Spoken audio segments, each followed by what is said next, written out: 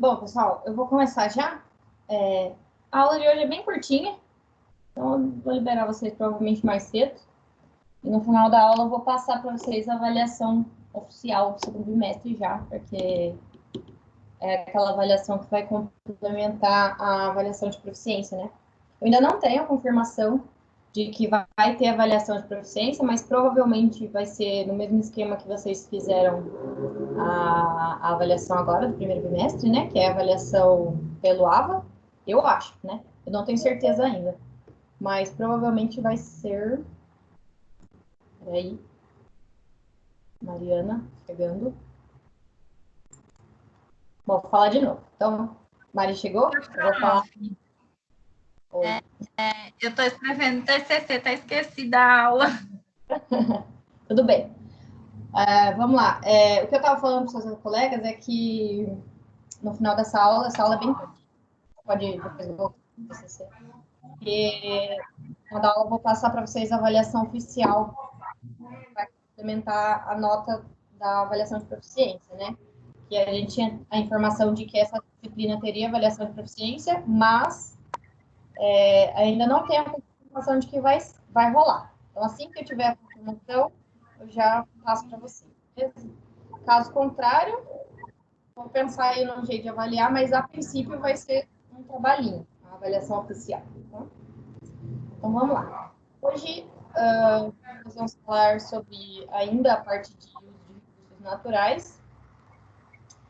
E na aula passada a gente falou sobre todos os tipos de energias de fontes sustentáveis que a gente conseguia, que existiam, né? O maior tipo de fontes, a maior quantidade de fontes, a maior variação, tinha vários tipos. Energia solar, energia, captação de água da chuva, que mais que a gente falou?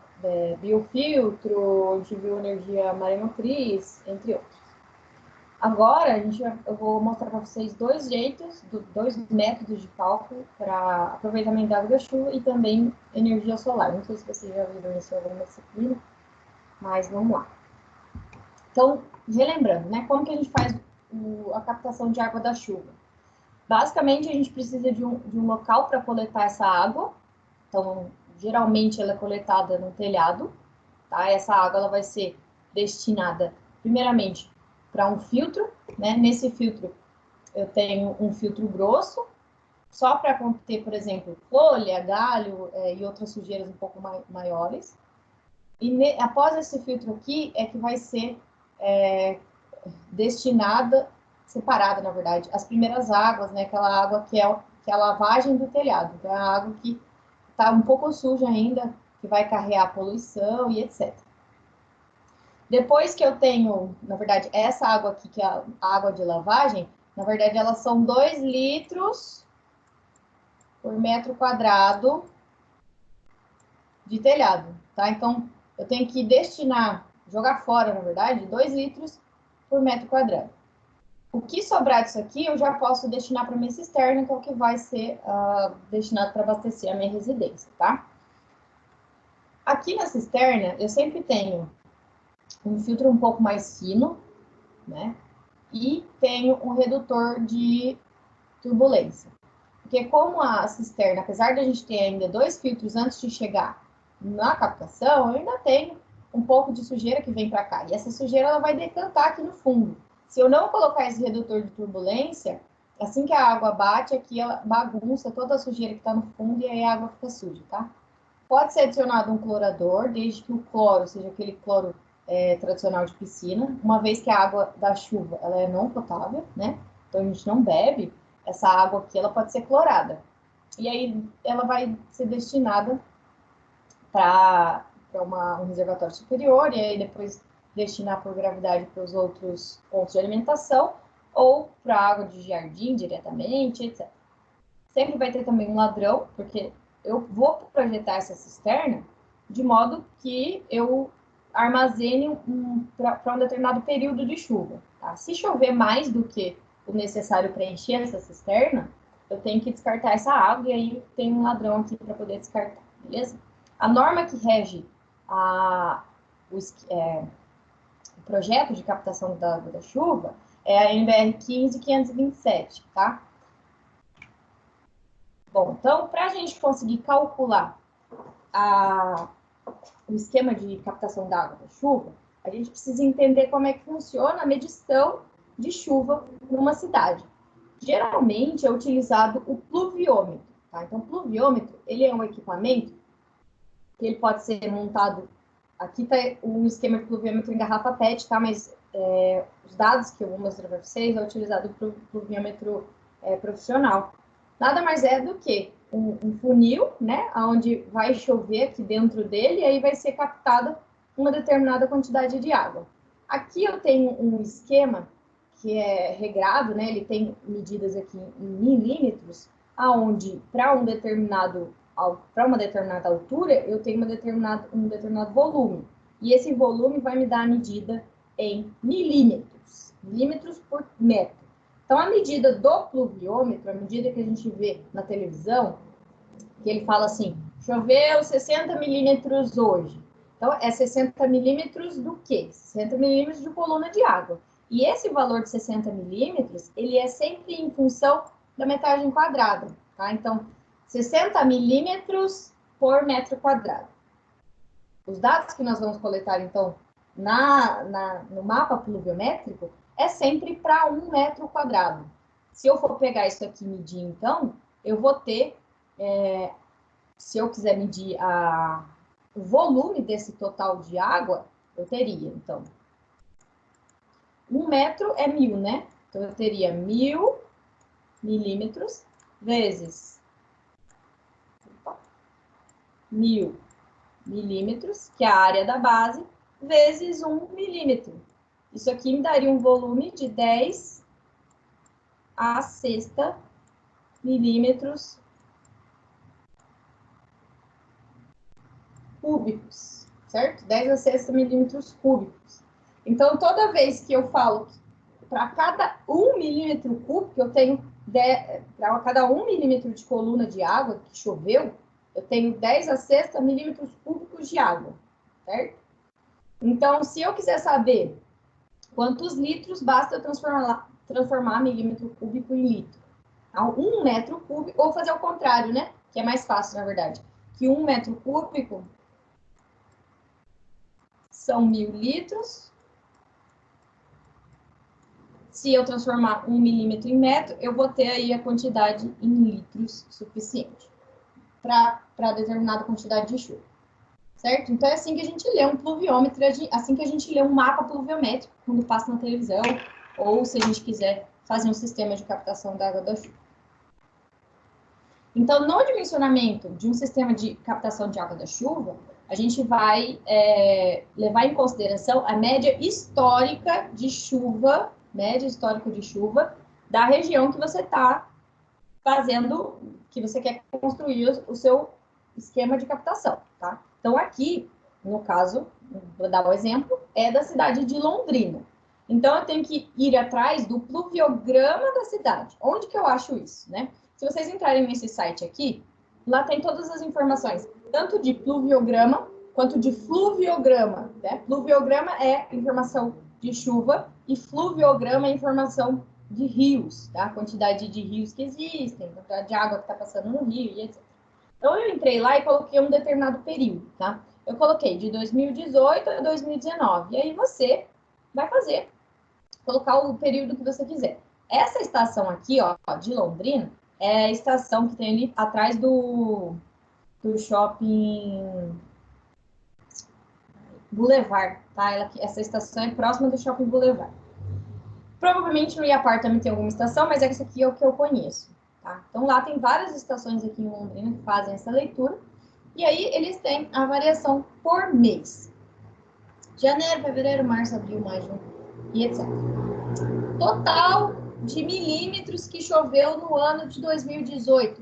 1.569,7 milímetros no ano. Se eu quiser saber a média que choveu no ano de 2018, basta eu dividir 1.569,7 por 12 meses.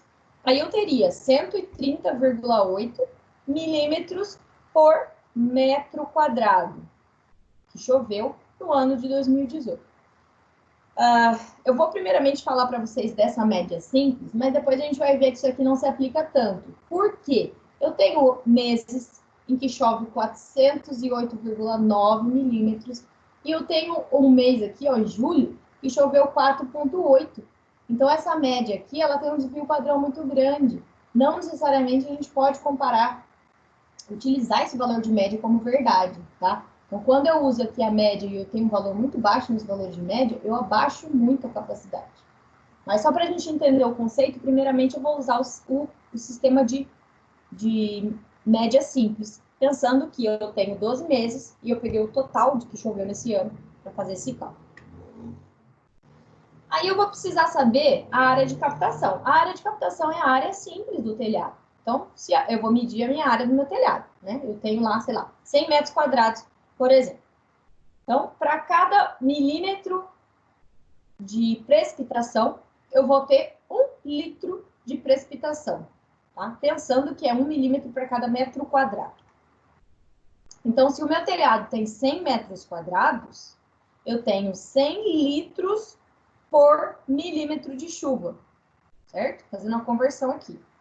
Então, se eu tenho em um ano uma média de 130,8 milímetros de chuva, eu tenho como captar, em um ano não, né? Por mês, 13.080 litros por mês de água num telhado que tem 100 metros quadrados. Pensando que um telhado com 100 metros quadrados é relativamente bastante, tá, gente? Só que esse valor aqui, que eu mostrei para vocês, de 13.000 litros por mês, não é inteiro, tá? Isso aqui é pensando na quantidade de chuva que incide aqui. Só que eu vou perder chuva para a telha que vai absorver um pouco de água, vou perder chuva que vai evaporar, e aí existe uma média que é utilizada para a quantidade de perda. Então, eu vou contabilizar cerca de 20% de perda desse total captado. Então, o que eu faço? Pego o total de litros que foi captado, multiplico por 80%, né, que na verdade é 20%, 100% menos 20, é 80, certo? Então, eu tenho no total, descontado as perdas, 10.465 litros de água por mês captado, média simples. O que mais que eu posso perder? Eu vou perder água dos 2 primeiros litros por metro quadrado, que é a nossa água suja, a água de lavagem de telhado, tá? Então, contabilizando, se eu tenho 100 metros quadrados, eu tenho que descontar 2 litros por metro quadrado, eu vou ter 200. Então, eu vou pegar esse total aqui, já descontado 20, menos 2 vezes 100, que é a área do telhado, 2 litros para cada metro quadrado. Eu vou ter um total de água, então, que eu consigo captar por média simples, de 10.265 litros. Isso aí seria o que eu conseguiria captar, aproveitando o máximo que eu consigo, já descontando tudo no meu telhado de 100 metros quadrados, certo? Aqui em Londrina, utilizando uma média mais ou menos do que choveria por mês. Para eu saber se essa quantidade que eu consigo captar supre a minha necessidade, eu preciso usar aqueles cálculos que a gente faz lá em hidráulica, em projeto hidráulico mesmo, tá? Então, eu preciso saber a demanda e a população que vai estar utilizando. Então, por exemplo, para uma residência simples, uma residência normal, geralmente é gasto por dia, por pessoa, 150 litros de água. Então, ó, tem essas duas tabelinhas que são na norma, tá?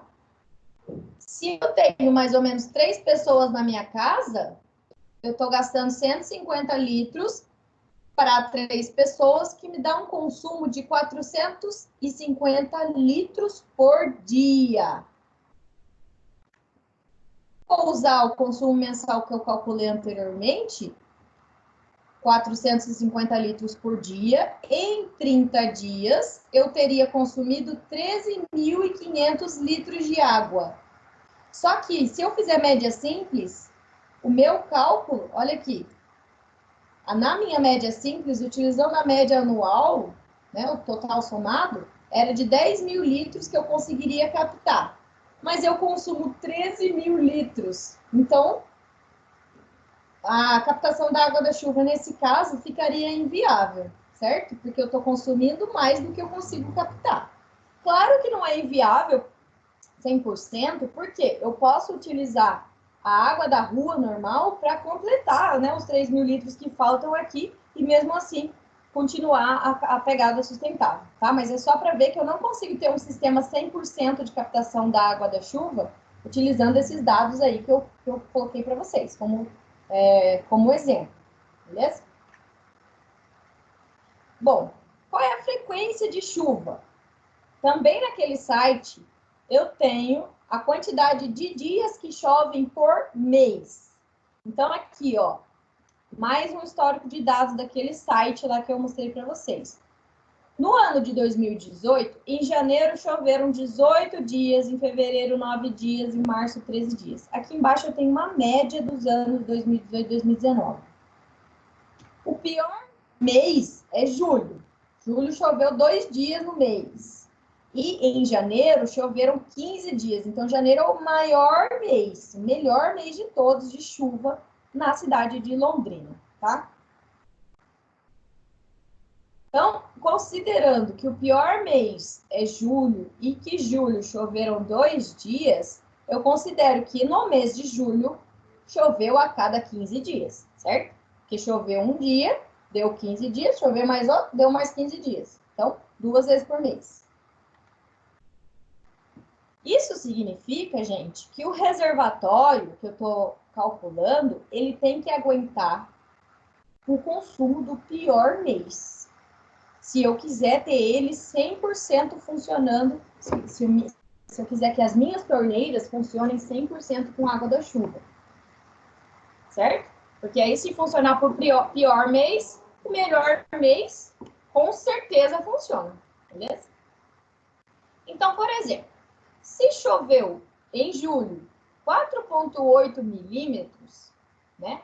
E o meu telhado tem 100 metros quadrados, eu vou ter um total de 480 litros no mês de julho.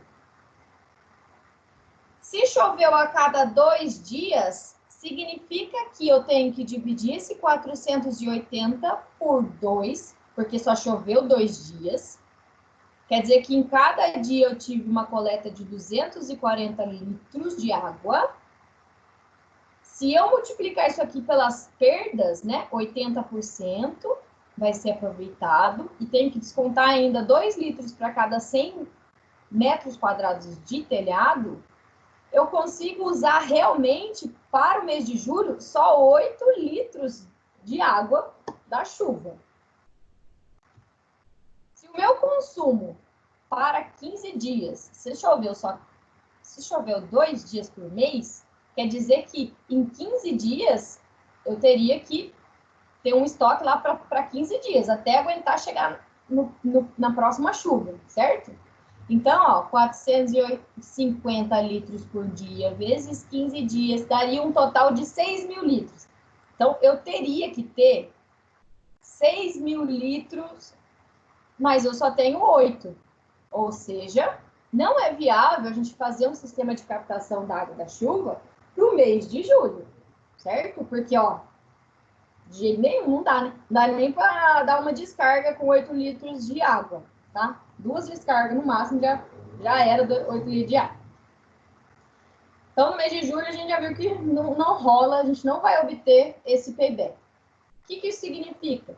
Que aquela média que eu fiz anteriormente, eu só consigo usar aquele valor de chuva se eu fizer uma análise anual. Né? Pegar o valor que eu gastei anual, por exemplo, o cálculo do payback a gente faz utilizando o cálculo anual. Aí, ok. Agora, o cálculo de reservatório, a gente não pode fazer anual, a gente tem que fazer mensal. Beleza? Ou seja, vou pegar lá o reservatório para a quantidade de água da maior chuva. Então, vamos lá. Se para o pior mês foi julho, o melhor mês foi janeiro. Então, em janeiro, choveu 15,5 dias. Isso significa que a cada 2 dias teve chuva. Não necessariamente, tá, pessoal? Isso pode ter sido o seguinte, eu posso ter chovido 4 dias e ficou 2 sem chover. Ó, ficou 6 sem chover, e assim por diante. Mas essa média aqui funciona certinho, tá? Significa que a cada 2 dias choveu. Ah, e aqui tá escrito errado, depois eu arrumo. O reservatório terá que aguentar o consumo do melhor mês, tá? Por exemplo, então, se em janeiro choveu 408,9 milímetros e eu tenho 100 metros quadrados de telhado, eu vou ter em janeiro coletado 40 mil litros de água, né? Mas a gente sabe que 40 mil é em um mês, né? Então, para eu saber quanto que eu tenho que ter armazenado por dia, eu faria o seguinte: 40 mil litros de água dividido por 15 dias, ou seja, o meu estoque de água a cada 2 dias, né? Para cada 15 dias, eu tenho um total de 2.638 litros. Descontadas as perdas, eu tenho que, a cada 2 dias, a minha caixa d'água armazena 1.910 litros. O que é 1.910 litros? Dá 20 metros quadrados, tá? É bastante, se você for pensar, tá, pessoal? Muita água.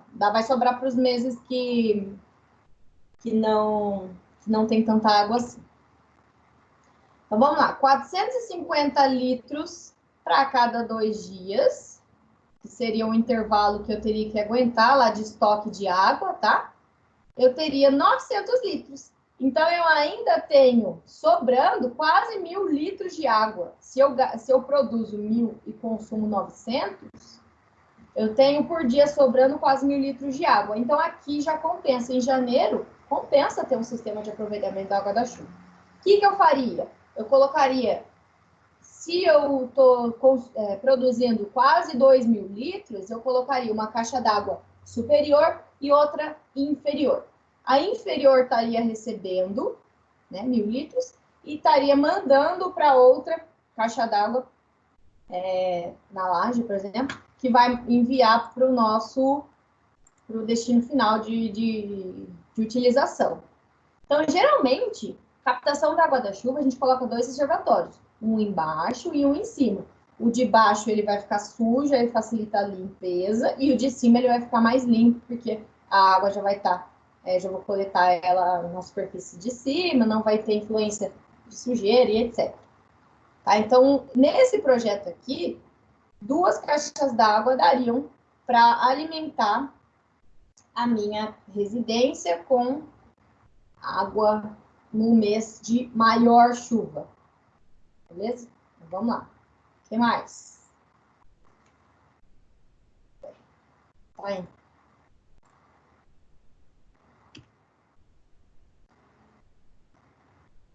Em relação, acho que é só isso mesmo. Em relação à energia solar. Então, na água da chuva, ó, deixa eu voltar aqui. As outras tubulações, por exemplo, de ligar a água da caixa inferior com a caixa superior, elas vão seguir o mesmo procedimento de cálculo das instalações hidrossanitárias e hidráulicas, tá? Não tem segredo nenhum. A única coisa que vocês precisavam aprender é qual é o volume de caixa d'água que eu preciso ter para funcionar o esquema de água da chuva na minha residência.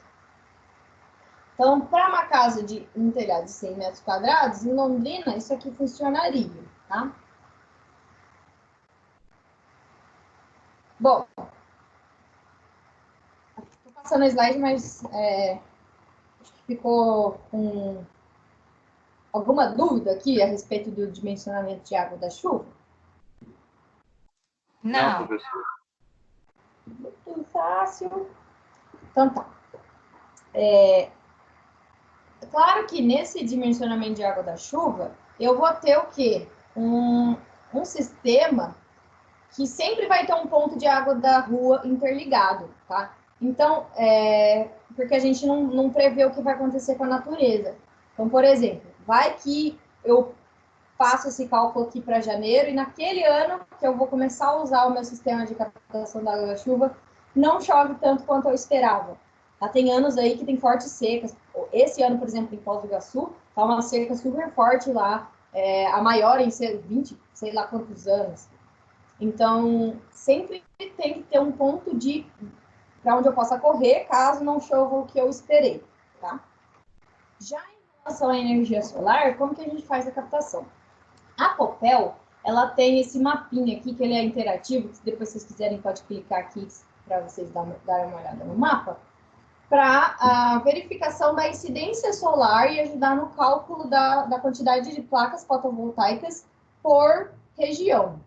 Então, ó, sempre a gente vai contabilizar e fazer o cálculo de incidência solar para a pior época de incidência solar, que é quando? No inverno. Então, olhando aqui para a nossa região, aqui em Londrina, eu tenho a incidência solar de 3,7 kW, que é vermelhinha aqui, tá vendo? Tem uma reguinha. Lá em Curitiba faz um pouco menos, faz mais frio no inverno, então tem menos incidência solar. Aqui em Londrina, um pouco mais, né? Em relação a Curitiba, por exemplo, de 3,7 kWh por metro quadrado no inverno. Então, aqui em Londrina, a gente teria que projetar as nossas placas fotovoltaicas para atender a essa solicitação. Então, se eu já sei qual é a placa que eu vou usar, se eu estou trabalhando para uma empresa, né? E essa minha empresa, ela me dá esse dado aqui de quanto que ela gera por metro quadrado de placa, é só eu vir aqui, né? E fazer o cálculo. Por exemplo, se uma placa ela gera 200 kW por metro quadrado, assim, na verdade, isso aí a gente tem que ver na informação da placa, tá, gente? Então, se ela gera 200 kW por metro quadrado, e quantos metros quadrados eu preciso para gerar nessa incidência aqui no inverno, tá? Mas como a gente não tem essa informação, a gente não trabalha com uma empresa de coleta de painel solar, né? Vamos ver como é que a gente faz para fazer de modo genérico, né? E a gente conseguir obter o valor de quantidade de placa, por exemplo. Então, primeiramente, assim como a água, quando a gente vai fazer cálculo de captação da chuva, a gente precisa saber quanto chove. Aqui a gente precisa saber quanto que a residência ela gasta em quilowatt-hora por mês. Isso a gente encontra facilmente na nossa conta de energia, tá?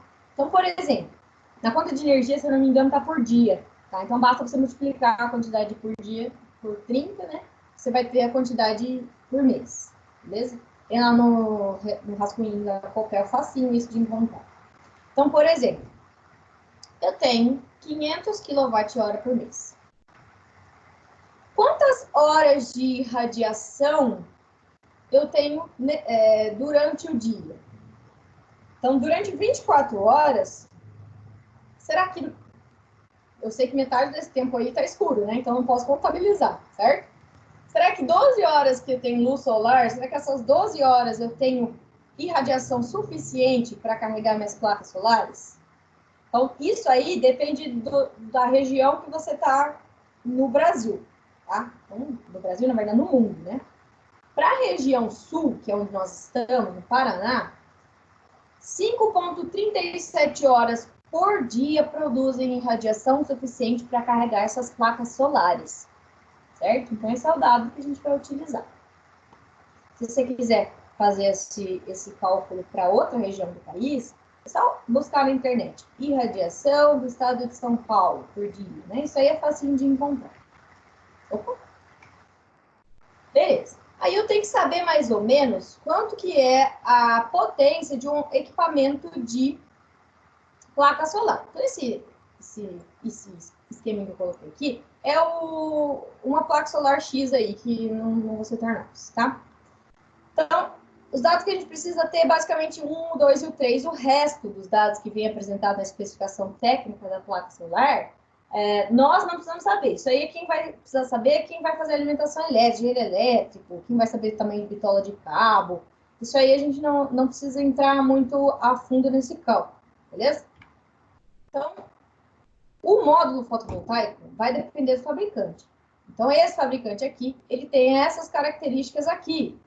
Aí vocês vão ter que procurar um fabricante aí para poder encontrar qual é a potência do seu módulo fotovoltaico, certo? Então, por exemplo, esse fabricante aqui, a potência dele é de 265 watts. Então, onde que eu encontro essa informação aqui nessa etiqueta? O número 1 é relativo à potência máxima. O que significa potência máxima? O quanto de energia, quanto de potência que esse equipamento produz, ou absorve, né? Enquanto ele vai estar gerando, no máximo, tá? O segundo item ali, o número 2, é a tolerância de potência. Então, ela pode ter uma variaçãozinha ali de mais ou menos 5. Então, pode ser que esse equipamento ele funcione de 255 até 265. Então, mais ou menos 5, né? 260 para baixo e para cima.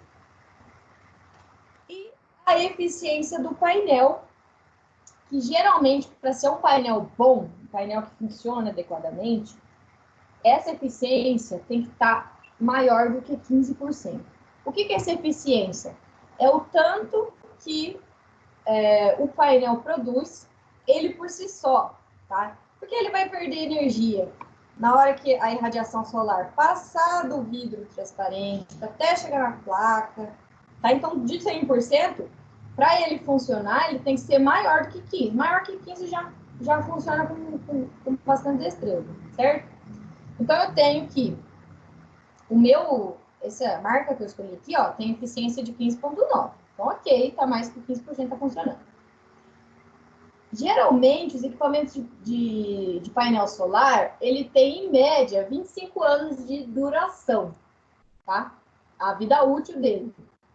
Então, em 25 anos, até chegar no último, ele pode perder em torno de 80%, ele pode chegar até 80% do uso da potência máxima dele.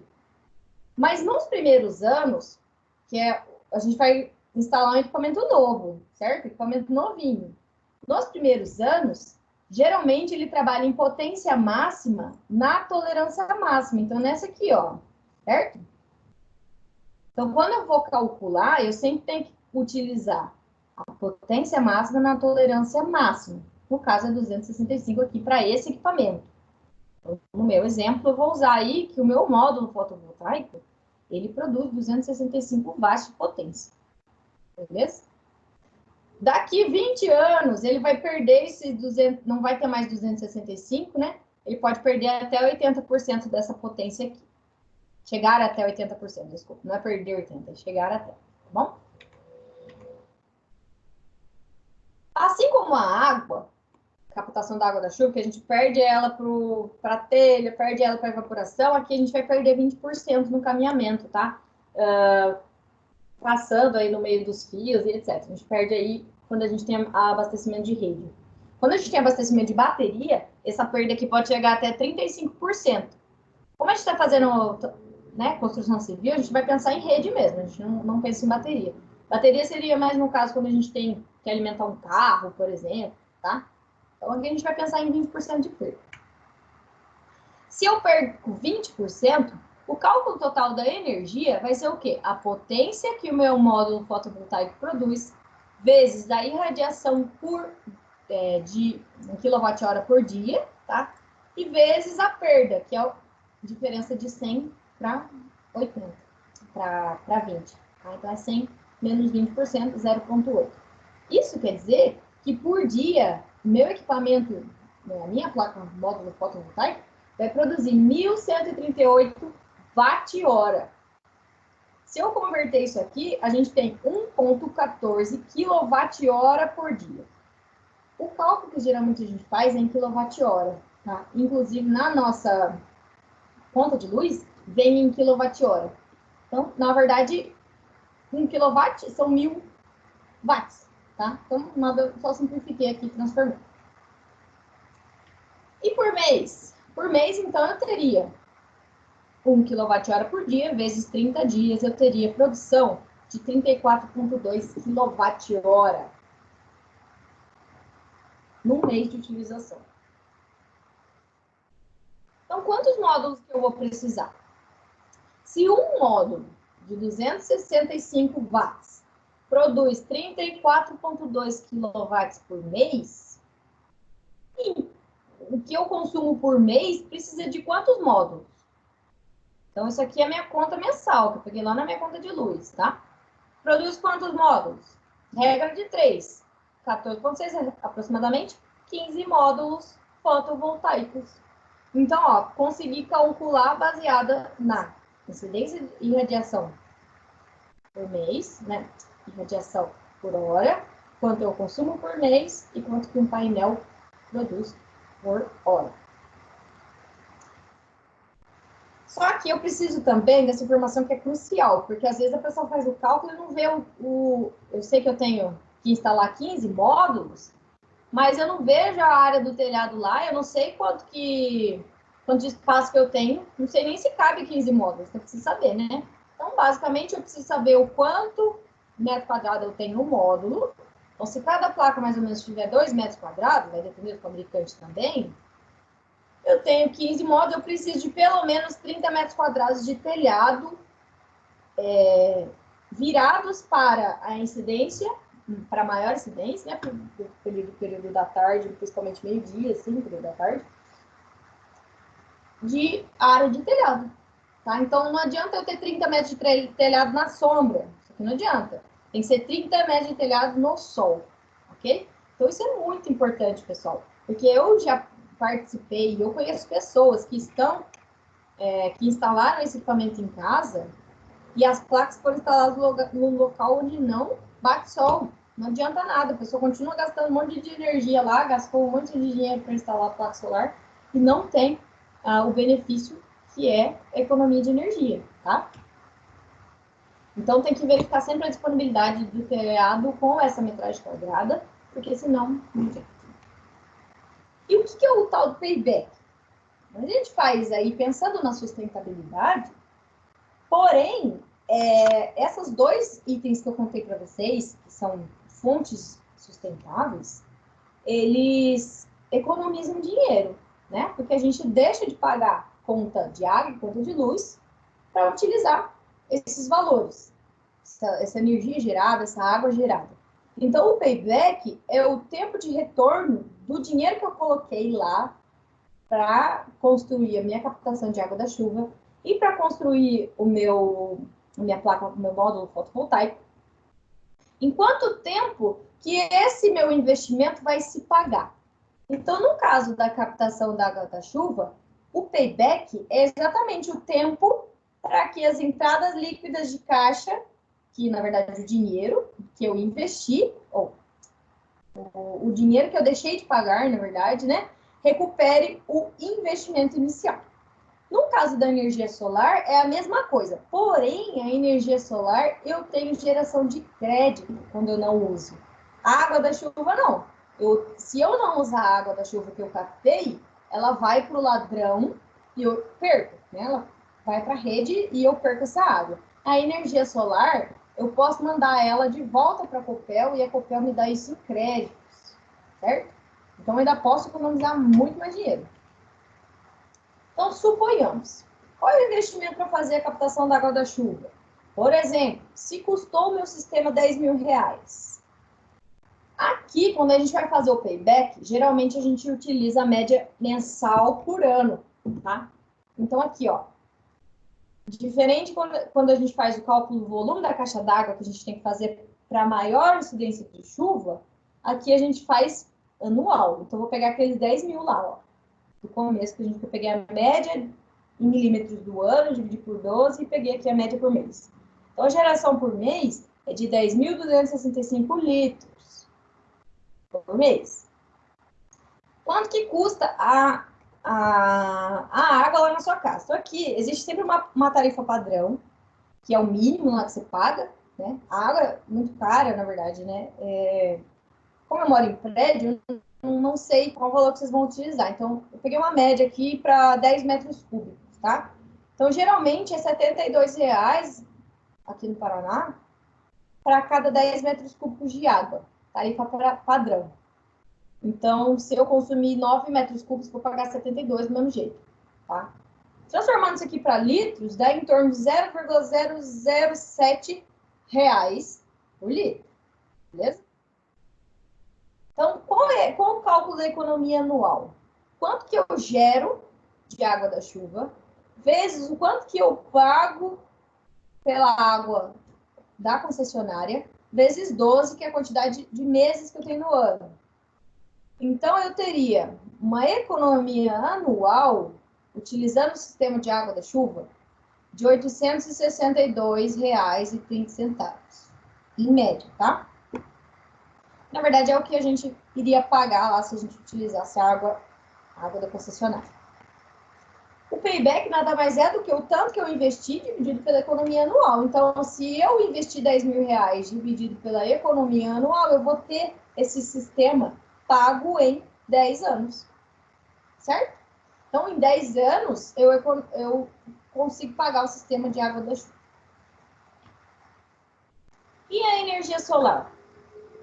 Basicamente a mesma coisa. Pego lá o tanto que eu investi, o tanto que é gerado em energia por mês. Então, o meu sistema, se ele estiver alinhadinho, né? Ele gera exatamente o que eu consumo. Nem sempre é isso que acontece. Ele pode até gerar menos ou pode até gerar mais, tá? Isso a gente vai falar daqui a pouco. Ele vai gerar, exemplo que eu coloquei no comecinho da aula. A tarifa também está na nossa conta de luz, quanto você paga pela tarifa. Então, coloquei aqui um exemplo de 0,83 reais por quilowatt-hora. Tá? Então, qual é a economia? Geração vezes tarifa vezes 12 meses. Então, eu tenho 500 kW para cada 83 centavos por 12 meses. Eu estaria gastando por ano, se eu consumisse 500 kW mês, quase R$ 5.000. Qual é o payback? Então, eu teria R$ 25.000 dividido por R$ 4.980. Eu teria um payback dessa instalação de 5 anos, muito pouco em comparação com a água da chuva. Né? Por isso que a gente vê muito mais sistema de energia solar do que a água da chuva. Então, esse payback aqui é em relação ao que eu estou produzindo 500 e consumo 500. Mas e se eu fiquei um mês fora de casa, esse determinado mês aqui eu não consumi 500, consumi lá só 50 kWh, que é para ligar a geladeira, mas eu fiquei o mês inteiro viajando. Esses 450 kW que sobraram, eu posso devolver para a Copel. E aí ela me dá isso em créditos. E da próxima vez que eu tiver que usar, né, teve um mês lá que, por exemplo, ao invés de 500, eu consumi 600. Mas no mês anterior, eu tinha 400 de crédito. Aí um paga o outro, tá? Então, geralmente, o relógio, ele afere se você consumiu mais ou gerou energia, ou consumiu, ou se você mais consumiu ou mais gerou energia, ou você tá pau a pau, tá? Tá se pagando ali. Então, se você consumiu mais do que é gerado, você vai pagar a diferença lá na conta de luz, vai vir um extra lá para você pagar.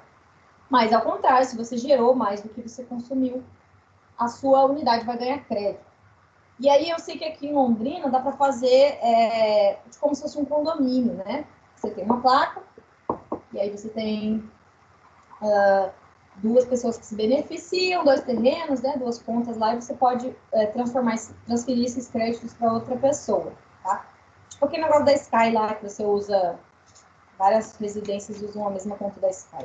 Mais ou menos isso, tá, gente? É isso, então mais ou menos 5 anos. Claro que se você consumir mais do que você gera, esse payback aqui, ele não vai ser de 5 anos, ele vai demorar um pouco mais, certo? Então, isso aqui, esse valor de 5 anos, é para um sistema que funciona 100% para você. Esse valor de 500 kWh por mês também, eu esqueci de comentar, geralmente é pego lá os últimos 12 meses de consumo. E aí você pega o maior consumo que você teve naquele período. Geralmente, quem usa ar-condicionado vai ser no verão, ou se você se você trabalhou mais à noite, vai ser, tipo, naquele período de mês. Então, depende da edificação. Você tem que pegar lá o histórico para que você sempre você gere mais do que você consuma, e aí você tem esse valor de payback aqui correto, beleza? É isso. Então, falando da avaliação oficial.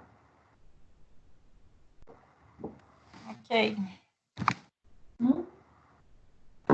Então, como vai ser a nossa avaliação oficial? Manda aí, professor. Então, vou mandar. Cada aluno deverá projetar e desenvolver os projetos de captação da água da chuva e energia da sua própria residência.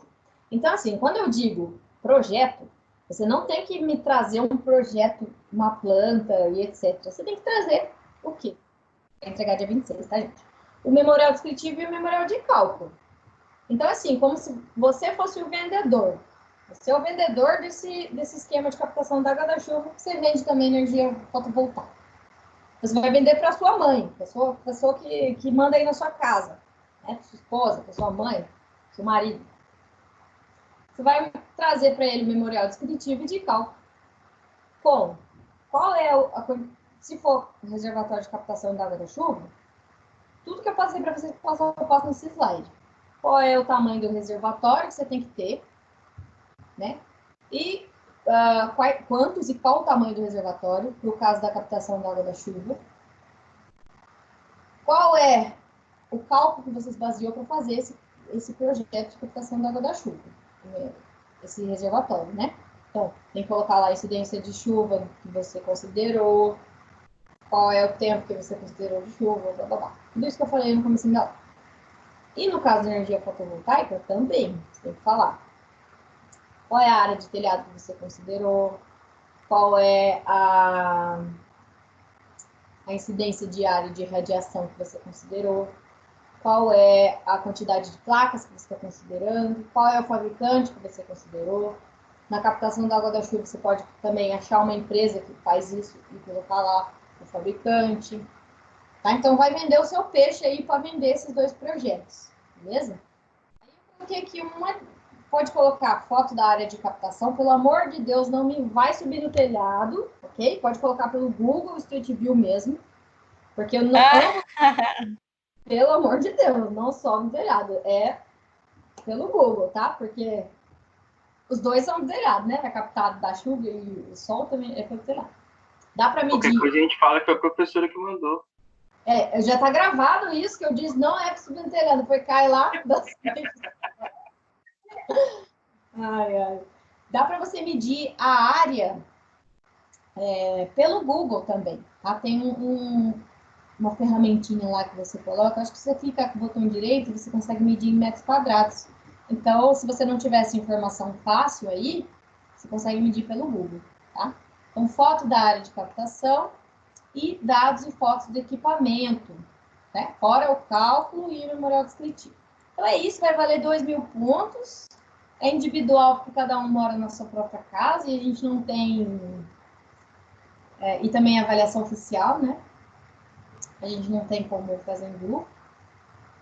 E coloquei aqui para o dia 26, porque dá tempo, eu não sei, provavelmente, como esse aqui é um trabalho, o nosso avaliação parcial, vou fazer uma enquete lá no AVA, tá? Então, a avaliação parcial, como segundo bimestre, geralmente vocês não dão pelota para as avaliações parciais, eu vou fazer uma enquetezinha lá, vocês respondem, e a avaliação oficial que vai valer é o projeto, beleza? E aí, a gente fecha o bimestre. Mas a semana que vem ainda tem aula, que a gente vai falar de resíduos. Mas é isso. Então, vocês podem ficar com esse tempo agora. Quem já vai fazer, quiser dar uma olhada no que vai fazer. Se não quiser fazer agora, pode fazer o TCC. Eu vou colocar essa aula nos nossos pontos de coleta, né? Que é o Google Class, AVA e na pasta lá, para vocês seguirem o passo a passo. Porque, basicamente, para fazer esse projeto, é seguir o passo a passo que está no slide, tá? Se quiser também colocar o payback lá no final, para vocês venderem o peixe melhor da sua casa. Se quiser, também pode encontrar uma empresa e colocar um valor correto, né? Provavelmente eles não sei se vocês vão passar. Esses valores que eu coloquei de 25 mil e 10 mil são valores estimados, né? Eu não fiz um orçamento de instalação de painel na minha casa. São valores que a gente pesquisa na internet. Se vocês conhecerem alguém que trabalha com isso, se tiver facilidade de ter um orçamento real, pode ficar à vontade, até porque daí, se vocês quiserem aproveitar para implantar na casa de vocês, já está pronto o orçamento, beleza? Dúvidas? O professor pode Tranquilo, financiar, né? professora. Oi? Fala, Mari. Não, tranquilo. E, professor, eu estava falando da professora financiar para nós instalar umas placas dessa na nossa casa, né? Bem queria eu, viu? Queria eu ter uma placa dessa. Meu sonho. Na minha casa, quando eu tiver minha casa, eu vou ter. Com certeza. Porque vale, vocês viram? Vale muito a pena. Tipo, em 5 anos, você deixa de gastar 5 mil reais por ano, é muito dinheiro. Investido sem na bolsa de hoje, nossa senhora, muito dinheiro. Então é só seguir o passo a passo dos slides e a gente consegue fazer o trabalho. Tranquilo. Inclusive, como os dados que eu usei no passo a passo são basicamente os dados, se vocês moram aqui em Londrina, né? São basicamente os dados que vocês vão usar também. O que vai mudar é a área de telhado, né? E quanto que você gasta na sua casa, né? De energia e etc. De água. Nossa, esse mês veio doído, hein? Nossa Senhora. Mas é porque a gente está muito tempo em casa, Mari. Aí gasta mesmo. Em casa veio R$800 água e luz? Meu Deus É um do céu. absurdo. Não, foi demais. Então tá, se tiver alguma dúvida, pode mandar lá as mensagens, como vocês já estão acostumados. E é isso. Até semana que vem. Vejo vocês nesse mesmo bate-horário. Então, Tá qualquer bom, novidade, professora, professora, avisa obrigada. nós. Eu não sei, na verdade. Provavelmente a gente vai ter uma reunião amanhã, mas não tenho certeza. Tá bom. Veio uma mensagem para voltar dia 18, mas eu acho difícil, hein? Não, então, essa mensagem, como a gente tem que seguir o que vale mais, que seria o governo, né? Isso aí ainda não está valendo. Mas se for voltar, vocês vão ficar sabendo. Pode ficar tranquilo, tá bom? Tá bom. Tranquilo, professor. Beleza. Tchau, tchau. Obrigada, professora. Obrigado, professora.